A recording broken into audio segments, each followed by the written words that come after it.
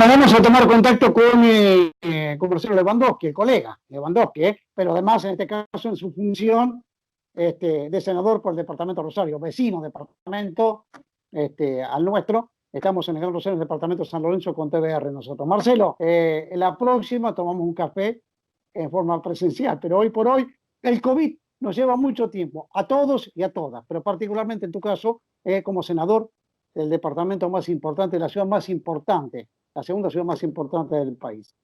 Insume mucho tiempo el tema COVID, asistir, sí, hablar de la gente, ¿sí? ¿Cómo estás, Alberto? Bueno, un placer. Sí, por supuesto que ha sido y nos sigue llevando el tiempo y es el, más que el COVID, son las consecuencias del COVID, ¿no? En donde sin dudas que estamos ante una situación compleja. Todavía, si bien los últimos números tienden a pensar que vamos mejorando un poco la curva de contagios en la ciudad de Rosario y en alrededores, en el departamento en general, pero creo que no es para descuidarse. Creo que hasta que no tengamos vacunas, esto va a seguir siendo de cuidado, de temer. Y bueno, y sobre todo las consecuencias en lo económico, en lo social. Esto es lo que realmente uno trata de ayudar y de acompañar, en donde estamos en una situación que es para todo el mundo muy difícil. Marcelo, a Dios gracias tenemos un Estado presente a nivel nacional y a nivel local, concretamente. Después podemos discutir un montón de cosas, si te gusta o no te gusta, tal o cual medida, que no lo vamos a hacer en esta oportunidad. Pero a la par de todo esto, de ese Estado presente, aparecen temas que a lo mejor, no te digo que fueran inimaginables, pero el tema de conectividad, estás trabajando en ese tema de la conectividad, que es llevar la señal de Internet a toda la provincia. Hay un programa muy ambicioso del Ejecutivo Provincial, en donde después quedó demostrado que la conectividad en Santa Fe era muy pobre, y quedó al descubierto después de esta pandemia, en donde los sectores, sobre todo más vulnerables, tienen que recurrir a un celular y a los datos de ese celular que cuestan dinero, y entonces se ven muy restringidas en su accionar, por ejemplo, para los niños y las niñas que reciben la tarea de sus maestros. Entonces, bueno, creo que hoy se ha tornado en un servicio indispensable, tal cual lo declaró la ONU hace un tiempo y tal cual lo expresó el presidente Alberto Fernández al determinar que es un servicio público. Y bueno, nosotros estamos trabajando en torno a ello. ¿Con qué? Con una ley. Nosotros presentamos la creación de una SAPEM. El Ejecutivo entendió que había una SAPEM a la que se le podía agregar la conectividad, que es Enerfe, que es transformarla en una empresa que resuelva o trate los temas de gas, de energías renovables y también de conectividad. Eso recibió media sanción en el Senado y esperamos la media sanción de diputados, pero a su vez hay un pedido de endeudamiento para invertir en 4.000 kilómetros de fibra óptica, lo que sería realmente recorrer de sur a norte y de este a oeste toda la provincia y llevar el paquete mayoritario a todos y todas las personas que viven. Ahora, hay un pedido, y no salió con unanimidad del Senado, en donde hay una defensa muy abierta hacia los operadores de cables y de servicios de Internet privados y los sectores cooperativos. Y nosotros decimos que esta ley y estas formas no vienen a meterle un problema y a complicarles la vida y a competirle al privado, sino que realmente No, viene a ayudar a que el privado pueda recibir una conectividad mejor para después distribuirla a lo que técnicamente se llama la última milla.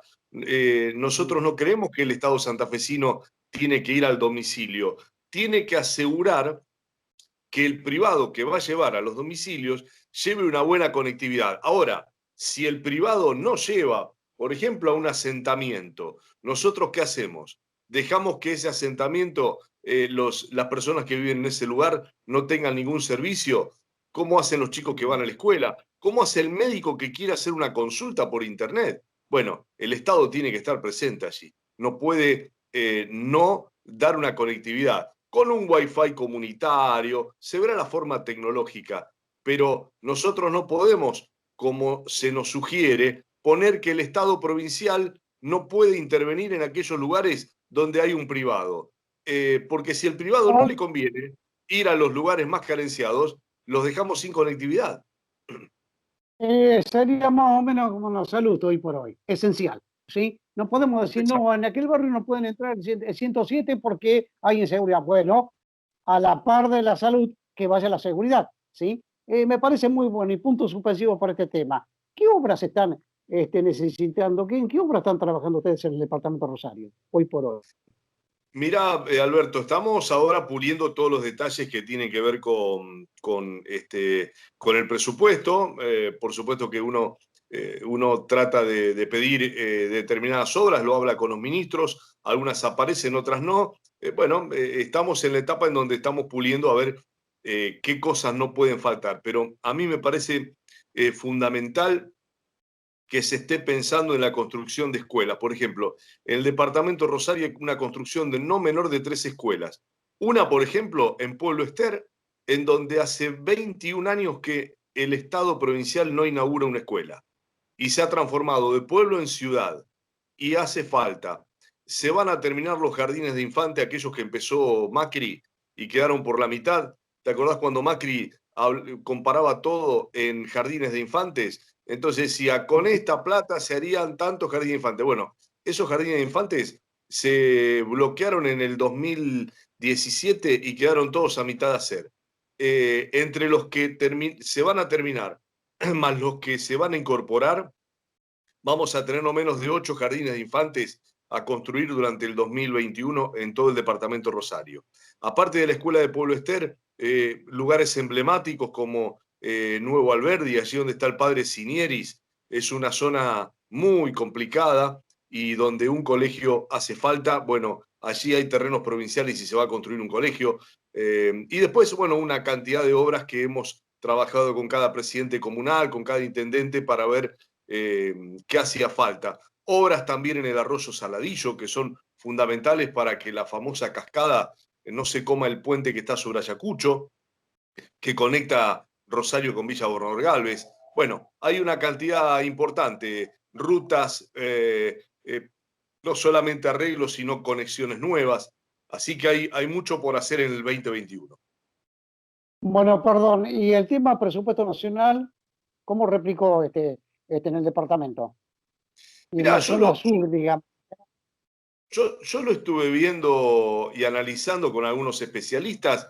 Por allí se dice, no, el presupuesto nacional omite cosas o relega a Santa Fe. A mí me parece que no es así, que hay, sí respecto a Córdoba tenemos menos, digamos, para poner una provincia medianamente igualitaria y que yo no sé si pasa solamente por una cuestión, a mí me parece que el lobby santafesino está ausente en la realidad nacional y que eso los cordobeses lo tienen muy aceitados. Pero a mí en líneas generales no me parece que el presupuesto, yo creo que el presupuesto nacional viene con muchas obras de cloacas, de agua, de viviendas. Por ejemplo, se está tramitando y creo que va a salir en los próximos meses 95 millones de pesos para obras de cloacas en Villa Gobernador Galvez, y eso sale del presupuesto nacional. 95 millones de pesos en cloacas para Villa Gobernador Galvez cambia la historia de mucha gente de una ciudad, para mí la más postergada de la provincia. Entonces eso salen con fondos de nación, que ha ayudado y mucho al municipio de Rosario, al de Villa Gobernador Galvez, al de Pérez, en la asistencia alimentaria, por ejemplo. Hay muchas obras que se van a instrumentar con el presupuesto nacional. Yo no veo que sea un relegamiento de la provincia en torno al presupuesto. Marcelo, nos queda pendiente un tema para una próxima oportunidad que va a ser antes de fin de año, que es el tema energía renovable, que también Está, se viene como la conectividad. estamos Es un trabajando. tema. Estamos trabajando fundamentalmente para pulir en detalles, hay media sanción de una que viene de diputados, una que bajó el Ejecutivo y nosotros a la que bajó el Ejecutivo le hemos agregado varias cuestiones y vamos a ver si puede salir sobre todo adhiriendo a la ley nacional. No sé por qué el socialismo siempre se negó a adherir a cosas que de nación ya vienen armaditas y tiene muchas ventajas si vos adherís a ese tipo de leyes. Pero bueno, en fin, nosotros vamos por eso. Perfecto, Marcelo, querido colega y amigo, un abrazo, porque sigue siendo Abrazo, periodista, pese a no estar presente, como siempre. Chao, chao, abrazo, Marce. Gracias. abrazo, Alberto. Gracias.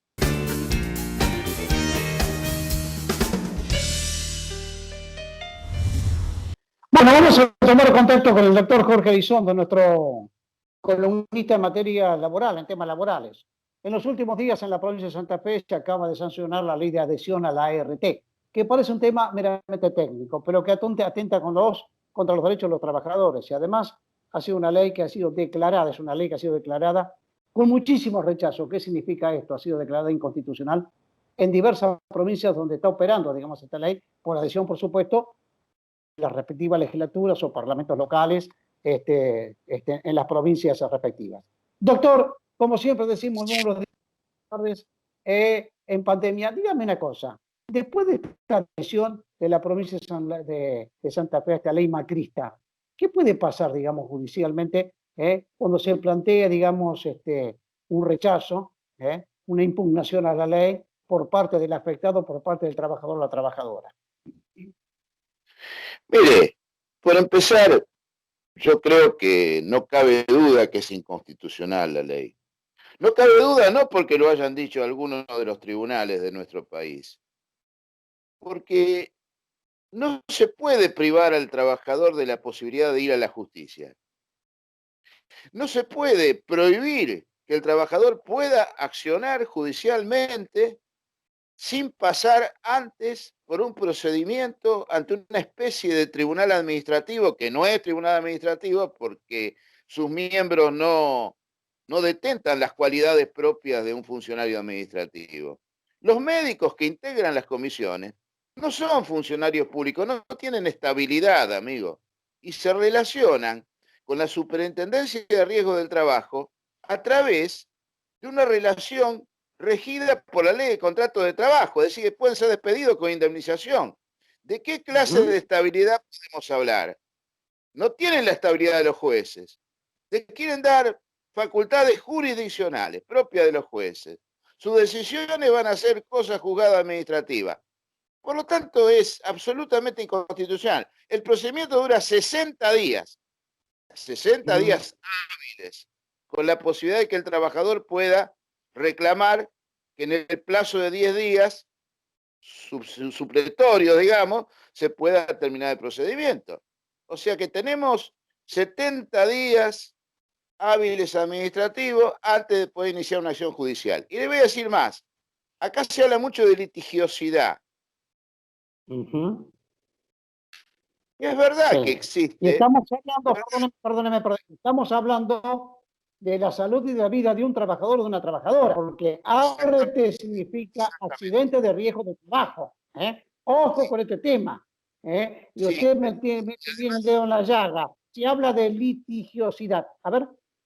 Bueno, pero la litigiosidad, es decir, o la cantidad de asuntos que se dirimen en sede judicial, tienen que ver con el desconocimiento que las ART hacen de los reclamos de los trabajadores. Por ejemplo, ahora están desconociendo el coronavirus como enfermedad presuntivamente profesional a los trabajadores de servicios esenciales. Porque dicen, el aislamiento social preventivo obligatorio se terminó y pasaron más de 60 días desde el fin de ese aislamiento social preventivo y obligatorio, por lo tanto, no reconocemos como enfermedad profesional a los trabajadores, no a los trabajadores de los servicios de sanidad, sino a los trabajadores esenciales que se contagian. Entonces nosotros decimos, ¿cómo se va a privar al trabajador del derecho a ir a la justicia en ese caso? ¿Por qué va a tener que pasar por las comisiones médicas? En líneas generales, un trabajador que hoy está contagiado, que hoy está enfermo, y bueno, la ART le niega el derecho a la atención médica. Le está negando el derecho a la atención médica. Y así ocurre con un montón de enfermedades profesionales que no son reconocidas porque no están dentro del listado oficial. Conclusión que en la República Argentina tenemos un 2%, un 2,85% de las enfermedades, digamos, de dentro de los infortunios del trabajo, un 2,85% que corresponden a enfermedades profesionales. O sea, como si hubieran desaparecido, cuando en el mundo hay un 70% de accidentes y un 30% de enfermedades. La mayor parte de los juicios son por ese tema, Alberto. Son por las enfermedades profesionales que se niegan a reconocer. Sí.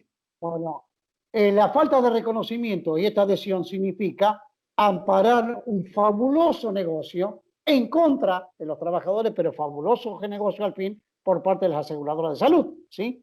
Está bien que ganen, pero no a costa y a precio de la salud y la vida, hipotéticamente, la hipotética de un trabajador o de una trabajadora. Está muy bien esto, pero es un fabuloso negocio, ¿eh? Hay muchos intereses, doctor, detrás de todo esto, ¿eh? No, y hay algo más. Me parece que las empresas, las pequeñas y medianas empresas, se equivocan si creen que esto las va a favorecer.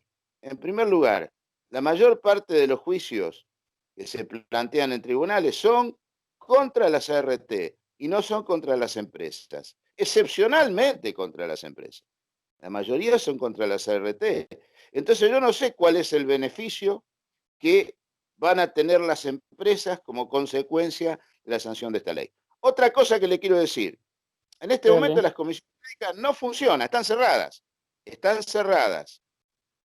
La ley va a adquirir vigencia recién después que se hagan los convenios entre la provincia y la Superintendencia de Riesgos del Trabajo para que se creen hasta 5 comisiones médicas en los lugares, digamos, las capitales, en los lugares, digamos, en todas las circunscripciones judiciales. Bueno, hay un plazo de 6 meses para que esto se pueda hacer. En una palabra, no sabemos cuál es la utilidad que va a tener esto, más allá de satisfacer el deseo de estas aseguradoras de riesgo del trabajo que pertenecen al capital financiero. Doctor, le agradezco infinitamente. Quedamos para una próxima oportunidad para ir ampliando este tema a medida que vayamos avanzando. Un gran cariño, como siempre, doctor, ¿eh? Muchas gracias. Hasta luego.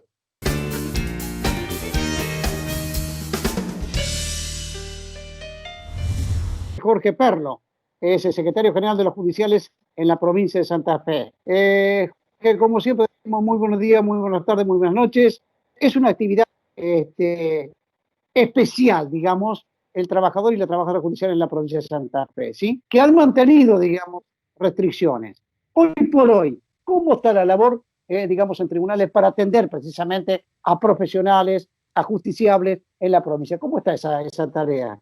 Bueno, a partir del lunes 26 de octubre, como el 25 había salido el decreto de necesidad y urgencia del Gobierno Nacional, número 814, el 26 temprano sale el decreto de la provincia de gobernación, el 1172, que adhiere al decreto nacional de necesidad y urgencia, donde, para ser más específico, en la provincia de Santa Fe, todos los departamentos se encuentran alcanzados por el distanciamiento social preventivo y obligatorio, con excepción de unos departamentos que el artículo 10 del mismo DNU dice aislamiento social preventivo y obligatorio, que los departamentos son Rosario, Capital, General López, Caseros, Constitución, San Lorenzo, Las Colonias y Castellano. ¿Qué quiere decir? Esos son los departamentos donde hay más contagios, que gracias a Dios ha venido bajando ahora. Entonces, el sindicato presentamos una nota en la Corte solicitando que adhieran a estos decretos. La Corte adhirió y se continúa con la misma modalidad. La Corte está atendiendo el Poder Judicial en los asientos Santa Fe, Rosario, Constitución, en estos que nombramos, se atiende al público de 8 a 13. Y las oficinas donde va el público en general, donde se puede aglomerar mucha gente, con turno, de 8 a 13, y los juzgados trabajan desdoblados. Un grupo a la mañana de 8 a 13 y otro grupo a la tarde de 14 a 19. ¿Para qué? Para que no haya mucha gente junta, para que si hay un contagio se pueda aislar ese grupo y tenemos el otro grupo trabajando. Y a partir del lunes 2 de noviembre comenzaron las audiencias del artículo 51 en los juzgados laborales, presenciales, con todos los protocolos necesarios. Esta es más o menos la forma en que... Sí. Sí, esta es la forma que me decía usted, la forma en que está trabajando el Poder Judicial en la provincia. En los departamentos donde hay aislamiento, la gente, los trabajadores están trabajando al mismo horario. A ver, Jorge, vamos por lo próximo. Hay un run que hasta ahora es una versión, ni siquiera formalizada. Tengo entendido que no fue charlado entre las autoridades políticas de la provincia con las autoridades de la Corte, le hace ministros en esta oportunidad. Que se podría llegar a suspender, podría hipotéticamente a llegar a suspender la feria de enero, que por supuesto afecta a trabajadores y trabajadoras judiciales de la provincia de Santa Fe. ¿Qué saben ustedes de ello? Mire, ese rumor nos llegó al sindicato. Formalmente, los colegios de abogados no se han pronunciado al respecto, pero es un rumor que todos los años ocurre. Este año, por ser un año atípico, porque hemos trabajado en algunos momentos con guardias mínimas, luego hemos vuelto a trabajar en todos los juzgados, después volvimos a las guardias mínimas. Este fue un año atípico donde todos los sectores hemos estado en idas y vueltas en los horarios, la forma de trabajo, la forma de atención. Yo creo, lo que le voy a decir es, si nos está escuchando alguien que pudo haber lanzado ese rumor, los trabajadores judiciales no vamos a resignar nuestras vacaciones, porque ya en julio todavía no tenemos la compensatoria de esa feria de julio, o sea que el Poder Judicial trabajó ininterrumpidamente durante todo el año, con los protocolos y con la forma de trabajo que establecían los decretos de los ministerios de salud, los decretos de gobernación. Para ser más exacto, le voy a decir algo, por si alguien tiene duda de cómo hemos trabajado. Hemos tomado al azar una semana cualquiera del año 2018 y una semana cualquiera de este año. Le voy a decir, del 18 de junio al 24 de junio, por ejemplo. En los juzgados civiles, exacto, una semana cualquiera, que podemos tomar otra, pero tenemos esta. Del 18 de junio del 2018 al 24 de junio de 2018, por ejemplo, en los juzgados civiles entraron 6.372 cargos. En esa misma semana de este año entraron 7.659. Y en los laborales, no le voy a cansar con números, le voy a dar dos nomás. En los laborales, en el año 2018, en esa semana, entraron 5.383 cargos. En este año 2020, en esa misma semana, de 5.383 del 2018, entraron 12.228. ¿Qué pasa? Sí, había momentos que estábamos con guardias mínimas, pero cuando se restablecía el trabajo, estaba todo junto. ¿Me comprende? No, pero además es bueno explicarle que el cargo es un sello que le ponen ustedes cuando se inicia el expediente. no cargo, no vamos a pensar que entraron nuevos empleados y empleadas. No, el expediente se inicia con un cargo, sí, con un cargo, un sello que le ponen a ustedes. A los escritos. Además, sí. Las vacaciones de los trabajadores y tiene la misma validez que los honorarios de un profesional. Los trabajadores no podemos resignar nuestras vacaciones.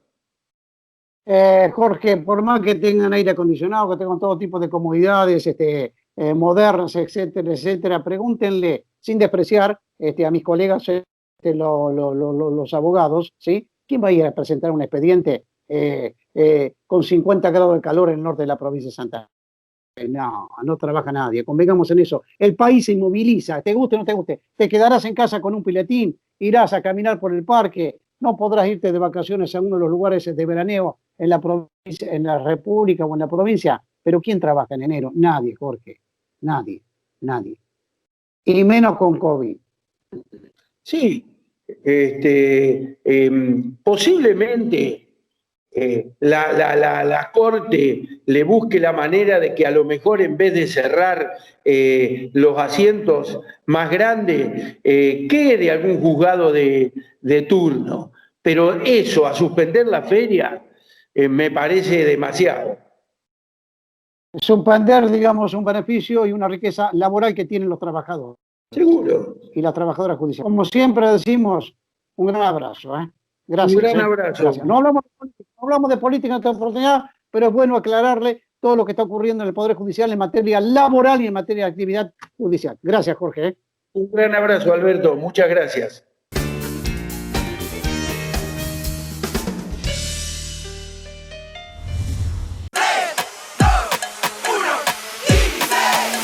Son solo 6 pasitos. A la suerte hay que ayudarla. Con el Kini estás a 6 pasos de tus sueños. ¿Qué esperás para cumplirlos? 6, 5, 4, 3, 2, 1, Kini 6.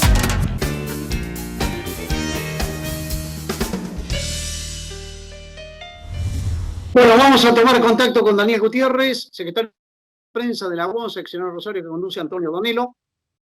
No para tirar manteca al techo, pero hay novedades importantes. Por ejemplo, Liliana, electrodomésticos, incorpora próximamente, o está incorporando 200 trabajadores. Esto es muy, pero muy importante. Pero ya la réplica que se produce con una lenta movilización de la economía, de la producción, hay también otros lugares para hablar otras empresas. Daniel, como siempre decimos, muy buenos días, muy buenas tardes, muy buenas noches. En el COVID, concretamente, bueno, se mueve espaciosamente, pero se mueve, es importante esto, la industria, ¿sí? Particularmente la metalúrgica.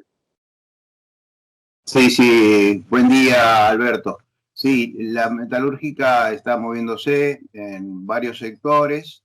En el sector de electrodoméstico es muy importante porque es una fábrica que tiene una tecnología de punta, que siempre apuesta a la industria nacional, que tiene un 70% de los productos que ellos fabrican elaborados ahí en su propia planta. Tiene un servicio y una sección que es la de tecnología y con su servicio de ingeniería. Ha implementado distintos productos, entre ellos lo que le ha permitido trabajar durante la pandemia es las máscaras de seguridad para estos tiempos de pandemia, ¿no es cierto? Esas máscaras de seguridad hacen que el establecimiento esté trabajando con un sistema 3D, y también, bueno, también tiene la posibilidad de rememorar algunos viejos productos ya modernizados y adaptados a los tiempos que corren, y algunos que otro producto que lo tienen guardadito, bastante bien guardadito, que es lo que va a salir al mercado próximamente, y por eso la inversión está pero tan importante para el sector de la incorporación de 200 trabajadores con una planta nueva en el sector. Está dada por 200 trabajadores aproximadamente. Así que bueno, eso es importante. Bueno, Daniel, además hay otra novedad. Lo anunciamos en la charla anterior. También lentamente comienza a moverse la producción de las autopartes, que les corresponde la representación a ustedes para las fábricas de automotores, pero el autoparte, la producción, también se comienza a moverse, ¿sí? Sí, sí, ya hay un convenio firmado, el cual se ha firmado a nivel nacional con Antonio Caló y también la gente de SMATA, que tiene las terminales automotrices. En el sector nuestro tenemos toda la autopartista. Y bueno, hay una inversión importante para el 2021 de 5.000 millones de dólares, o sea que no es un tema menor, es una luz de esperanza y bueno, motorizaría un poco el espíritu de lo que ya se está dando en algunos establecimientos que los metalmecánicos están trabajando.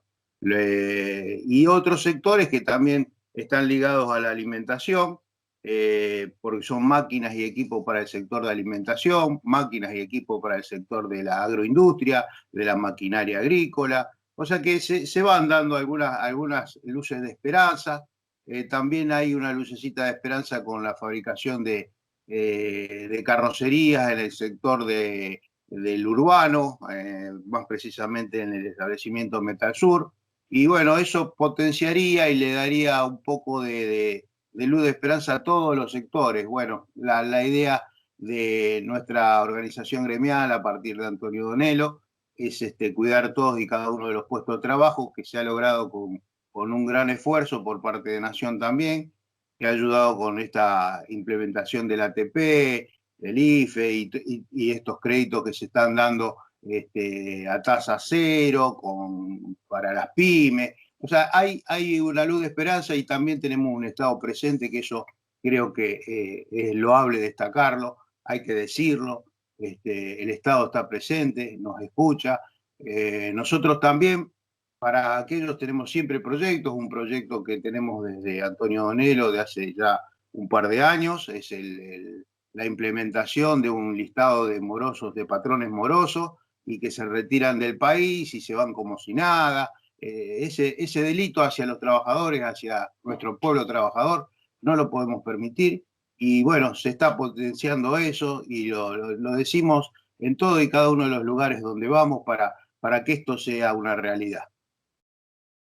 Está trabajando muy bien ese tema, en ese proyecto, la diputada provincial Lucila de Ponti, que además es vicepresidenta de la Cámara de Diputados de la provincia del Movimiento Evita. El día pasado hablamos con ella respecto a este tema, sobre el registro de deudores morosos. Es decir, claro, a ver, qué divino. Vos no le pagás a los trabajadores, vos los dejás clavados, vos los cesanteás y después te vas tranquilamente, o seguís sacando crédito a las instituciones financieras. No, pará.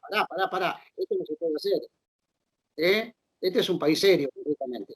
Estemos en pandemia es otra cosa. Sí. Sí, seguramente eso es lo que nos mueve a que seamos partícipes de esta situación para que el trabajador tenga la seguridad de tener un trabajo y que no se van a ir así nomás de un día para el otro. Ha habido casos en los cuales en un fin de semana largo han desmantelado una fábrica y desaparecieron del planeta y después aparecen por Córdoba, por el sur, por otro lado, sacando crédito alegremente y no los trabajadores en la calle. Y ahora queremos que esto nos escuchen los legisladores para que esto sea una realidad, pero no solamente acá, sino en todo el país. Así que bueno, estamos siempre bregando por la unidad del movimiento obrero también. Así que bueno, eso es lo que nos mueve. Daniel, ¿de cuánto estamos hablando del universo de trabajadores metalúrgicos ahí en toda la región de la seccional Rosario? En esta seccional Rosario, que están prestos, digamos, para continuar el movimiento productivo que están teniendo ustedes últimamente. Sí. El ejido de la seccional Rosario es muy amplio y en estos momentos tenemos 15.000 trabajadores que están expectantes. Están expectantes de tener trabajo, de los cuales el porcentaje de los niveles de producción están comparándolo con el año pasado, 2019, están en un 60%. Así que bueno, se va acomodando lentamente, tratando de respetar los protocolos e insistir con esta de que se cuiden, que aprieten el barbijo, la máscara, las distancias. Y bueno, es un día a día concientizar a los compañeros y a propios y extraños. Tenemos algunas posibilidades buenas, un diálogo bueno dentro de todo para con las cámaras industriales, la Asociación Industrial Metalúrgico, que entendieron y entienden que tienen que cuidar a sus trabajadores, que es el valor más preciado, los recursos humanos. Para cerrar, Daniel, bueno, recordarle también que esta crisis que está viviendo el sector, digamos, y particularmente la industria y la economía del país no comenzó ahora, comenzó hace 4 años atrás con Macri, a lo cual se le sumó lo que estamos hablando, ¿sí? El tema de la pandemia, el tema del COVID concretamente, ¿sí? Sí, eso ha hecho mella en los bolsillos de los trabajadores, que son los que más pagan. También la industria está vilipendiada, no se hablaba de la industria, hoy se habla de la industria, hoy se habla de inversión, hoy se habla de apostar a la industria, y eso es lo que verdaderamente queremos destacar. Queremos destacar que queremos que sea una cultura del trabajo, que se vuelva a las raíces, por esa cultura del trabajo y la seguridad e higiene laboral. Perfecto, Daniel. Les agradezco infinitamente un respeto y un cariño para todos los trabajadores de este metalúrgico, particularmente para ustedes, en la comisión directiva que tanto se ocupan y preocupan por mantener la fuerza de trabajo, por mantener en pie las empresas. Gremio que es conducido por el Antonio Bonega. Un gran abrazo como siempre, Daniel. Un abrazo grande para vos y toda tu audiencia.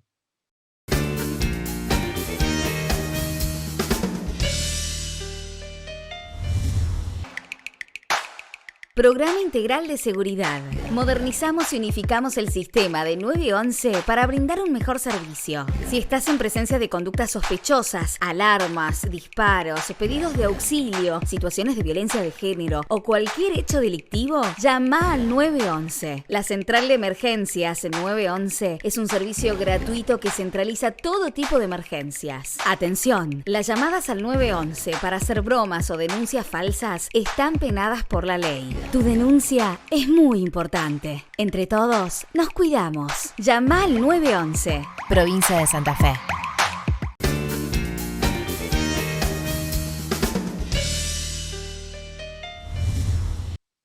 Bueno, vamos a tomar contacto con Virginia Bruningo, economista del Centro de Estudios Económicos Scalabrini Ortiz de la ciudad de Rosario, pero cuyos informes abarcan toda la provincia. Siempre hay un informe especial sobre variables económicas en territorio santafesino, en este caso, consumo. Virginia, ¿cómo te va? Buen día, buenas tardes, buenas noches, como siempre decimos. Decime, ¿qué pasó con el consumo en los supermercados? Bueno, lo que vemos es que en el mes de agosto, que es el último dato disponible que publicó el INDEC, la venta en los supermercados cayó un 7,9% en términos reales. Es decir, que si bien se observan aumentos en términos nominales, es decir, los valores son más altos, cuando se tiene en cuenta el efecto de la inflación, vemos que en realidad es una disminución lo que sucedió. El rubro que más cayó fue el de alimentos preparados y roticería, que tuvo una baja del 30%, y le siguió el rubro panadería. Esto se debe, por supuesto, a la pérdida de poder adquisitivo, es decir, la gente, el comprador o la compradora tiene menos plata concretamente, sí, hoy por hoy, a pesar de que la recaudación sube, pero el consumo baja. Exactamente, sí, hay una pérdida del poder adquisitivo, está relacionado a los años de crisis que veníamos teniendo, una caída del salario real, y obviamente se le suma el efecto de la pandemia. Lo que sí hay que aclarar es que los datos son de grandes supermercados, es decir, que puede que parte de la demanda, como efecto de la pandemia, se esté trasladando hacia los pequeños comercios. Decime, ¿qué pasó con los autos? ¿Hay mayor registro de venta de automotores? La suba es mínima, es decir, que casi podemos hablar de que se mantuvo con respecto a septiembre de 2019. Estamos hablando que durante este año, septiembre de 2020, se patentaron 3.380 unidades nuevas, y en septiembre de 2019 había sido de 3.364, así que estamos más o menos en los mismos valores. Virginia, esto puede ser con la jugarreta que se hacía en el dólar, en el mercado inflacionario, etcétera, etcétera. Como no poder tener, digamos, agilidad y participación inmediata a raíz de las medidas que ha dictado el gobierno nacional, van y buscan, digamos, invertir, como por ejemplo en bienes inmuebles, que es un automotor. ¿Puede ser eso también que juega? Sí, exactamente. Cuando observamos la evolución del crédito, vemos que el crédito para los préstamos prendarios tuvieron una suba del 126% en términos reales, que es algo extraordinario con respecto a lo que venía sucediendo en los meses anteriores. Y bueno, sin duda hay una necesidad de consumir estos bienes durables, quizá como una forma de ahorro en relación a lo que está pasando con el dólar, probablemente. Bueno, y en tema de energía, ¿qué es lo que está pasando? ¿Se consume más, menos energía? ¿La residencial, la industrial? ¿Qué está pasando, Virginia? El consumo eléctrico tiene un comportamiento dispar. Nosotros analizamos 4 tipos de consumos. El consumo residencial mayor o igual a 300 kilowatts, que es el único que creció en términos interanuales, tuvo un aumento del 10,1%. Y por otro lado, los otros tres rubros, que es el residencial menor a 10 kilowatts, el no residencial menor a 300 kilowatts y el de los grandes usuarios, que tiene que ver con los grandes comercios e industrias, tuvieron una baja.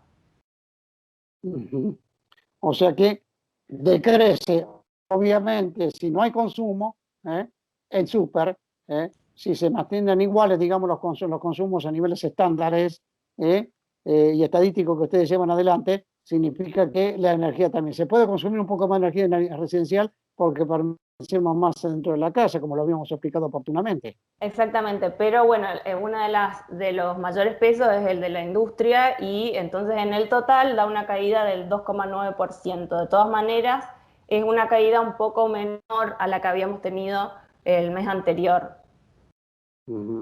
A ver, Virginia, vamos a la industria que es multiplicadora de productividad, de trabajo, etcétera, etcétera, la industria de la construcción, y que está íntimamente ligada a la venta de cemento. ¿Qué pasó o qué está pasando, digamos, en el informe de ustedes con el tema venta del cemento? Nosotros lo que analizamos es las ventas de cemento tanto a granel como en bolsas. Y lo que vemos que el cemento a granel tiene una fuerte suba del 44,6%, que probablemente esté relacionada a las nuevas actividades propias de la pandemia, como el refaccionar la casa y todas esas cosas que teníamos pendiente arreglar y ahora que hay más tiempo se puede hacer. Sin embargo, bueno, el cemento a granel, que es el de las grandes obras, particularmente las obras públicas, tiene todavía una caída. El Estado claramente tiene como prioridades otras cosas, no en este momento la construcción de obras, pero lo bueno es que la suma de estas dos ventas nos da un crecimiento del 21% con respecto a septiembre de 2019, es decir que la construcción se está recuperando en el último mes y pues es esperable que con la entrada del Estado, cuando se retomen las grandes obras, este crecimiento sea aún mayor, lo cual sería muy positivo para la economía. Me lo decía Celina Calore en un informe anterior respecto al presupuesto 2021, que el Estado Nacional apuesta primero y principal a la infraestructura. ¿Qué significa infraestructura? La inversión en infraestructura, inversión Exacto. en obra pública. Ahí está la clave de todo esto, ¿eh? Exacto, sí. Para Santa Fe están programadas varias obras públicas y eso impactaría, por supuestamente, de forma muy positiva sobre la construcción y sobre todo la economía, porque tiene, como vos decías, un efecto multiplicador sobre todas las áreas relacionadas a la construcción y bueno, eso se va repercutiendo en todo el consumo. Repercute en la mano de obra, repercute en la venta de cemento particularmente y especialmente, como decimos nosotros, repercute en la venta de todos los otros insumos que lleva la construcción, es decir, es una industria monstruo, si queremos decir. Pero hay otro dato, Virginia, que no hemos hablado contigo oportunamente, ¿sí? Estas caídas que hemos observado, el caída en supermercado, mantenerse, digamos, el registro de automotores, la caída del consumo de energía, no es una cosa gratuita, que ocurre hoy porque tiene ganas de ocurrir. Esto tiene 4 años de arrastre y que, Sí, sumado a la pandemia, fue grave. 4 años que tenía nombre y apellido, Macri, y sumado a la pandemia, es muy, muy grave esto. Sí, exactamente, sí. Particularmente la caída más importante de la actividad y del empleo se da a partir del año 2018, cuando bueno, empieza a descontrolarse este tema de la bicicleta financiera que se había armado, y bueno, con la salida de los grandes capitales, el efecto que tiene sobre la economía es devastador. Sí, en alguna otra oportunidad vamos a hablar la fuga de capitales que ha ocurrido en el país, es decir, comprar, hacer la bicicleta financiera y fugarte los dólares afuera. Dejar de lado, digamos, la inversión productiva, la inversión en industria, lo que ha ocurrido en los últimos tiempos en el país, sumándole, como siempre decimos, el tema de la pandemia, que todo es muy grave, es un combo muy grave. Sí, exactamente. Bueno, Virginia, yo te agradezco infinitamente por estos datos que nos dan ustedes a través del CESO. Cariños como siempre, mis respetos. Gracias. Igualmente. Adiós. Chao, Alberto.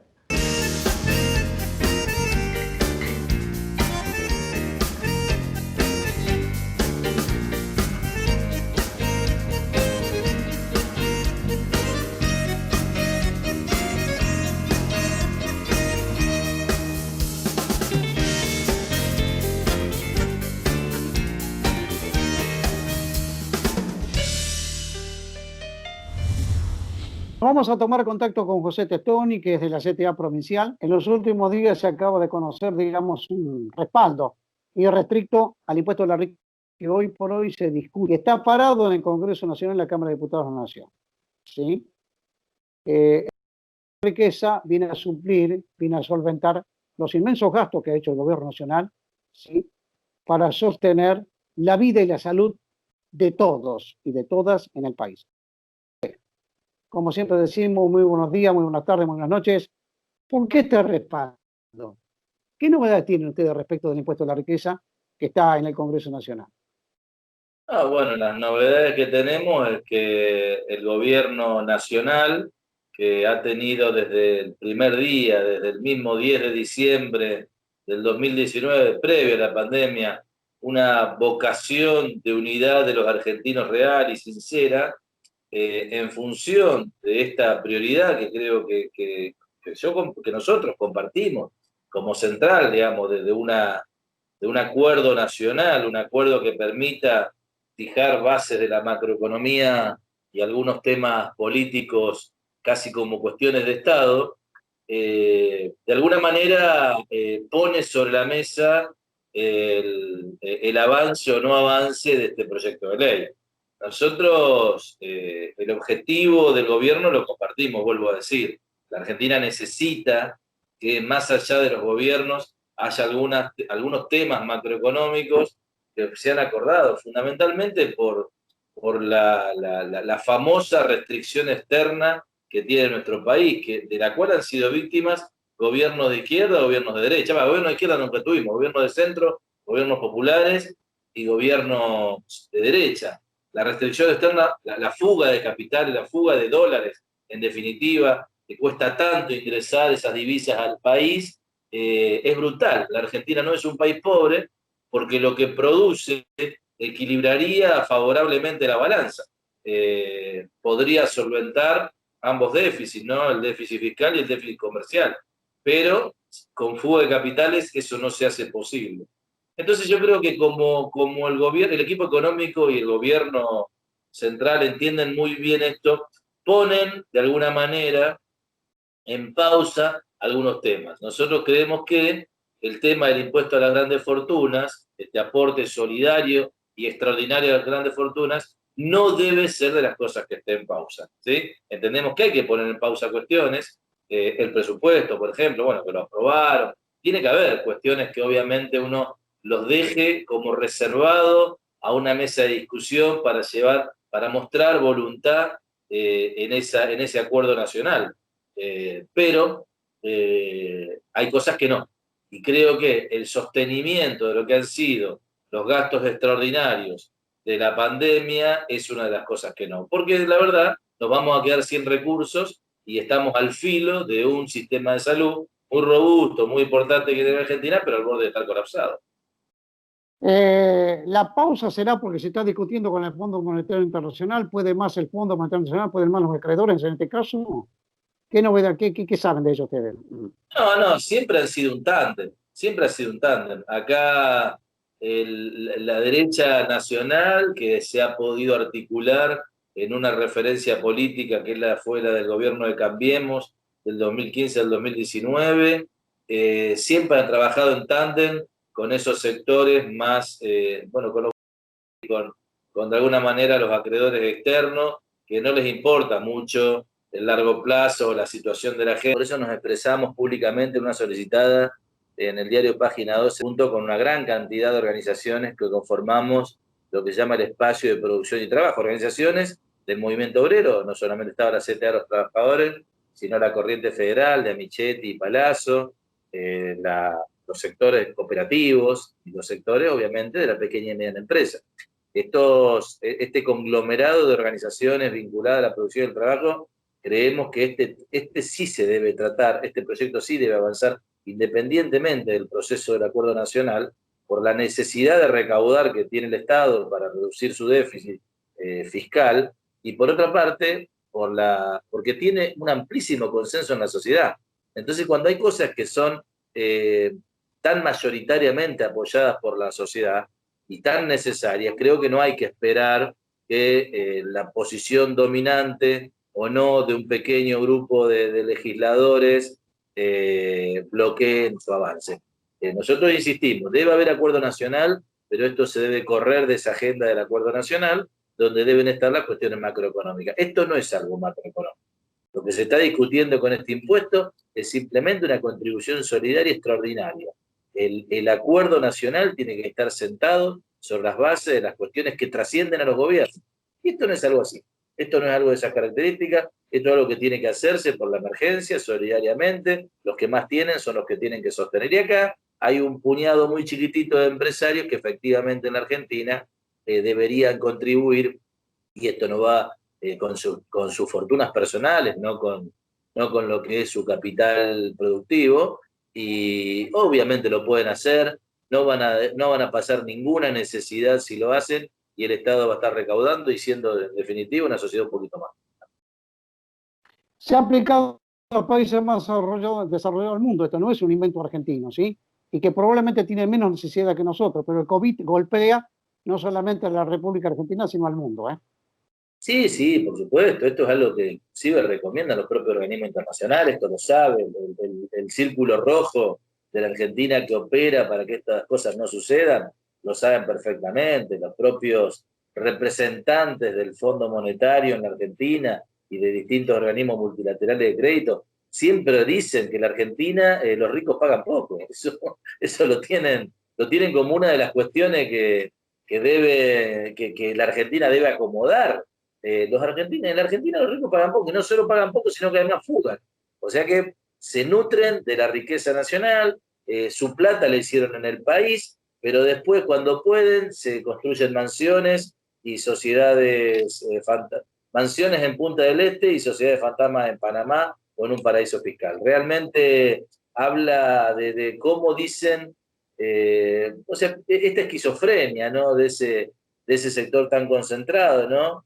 Que se creen los dueños de la patria, pero es de una patria que odian, porque realmente si amaran a esta patria, contribuirían a que los hijos de esta patria estén un poquito mejor. Pero no, ellos dicen, son los dueños de la Argentina, pero no quieren a su principal propiedad, que es la Argentina, la aman muy poquito. Así que bueno, creo que la sociedad en esto se ha expresado muy claramente, y creo que el Congreso de la Nación tiene que acompañar ese sentido del...